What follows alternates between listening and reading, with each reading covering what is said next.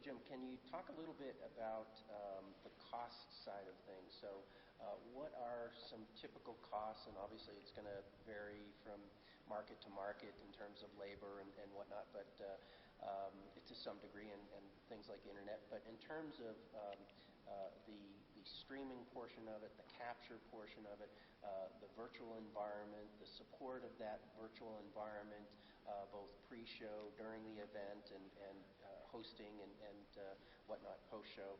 Can you give us some examples or some kind of guidelines or benchmarks that people should be looking at? Sure. So what we recommend is, first of all, trying to keep your costs as low as possible. The most important thing is success in the end. So we suggest that you live stream one session from one room. That gives you the ability to have internet to one drop, and they'll usually charge you over the entire length of your meeting.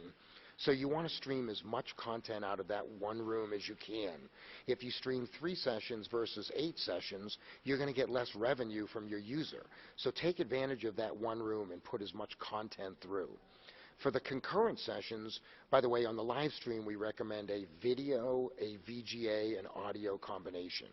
Now, for the breakout sessions, we suggest that you eliminate the video, talking head, because the cost of doing that in multiple rooms is fairly high, and go with an audio VGA combination where the user then can access all of the archive sessions from other content from the conference. This gives you the ability to sell to your user the whole conference, which then you can usually get the same price as if it was to attend the conference.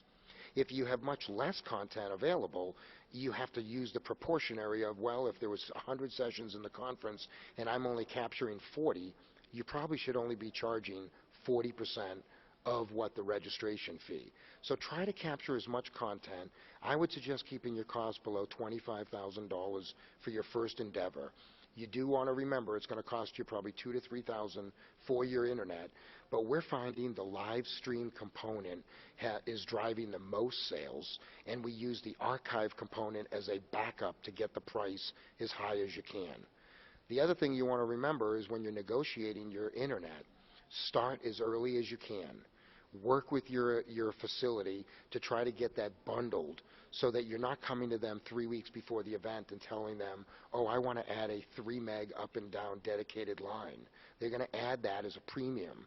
So start your conversations with your facility early. Select a vendor and then work with that vendor to see how you can drive as much revenue as possible.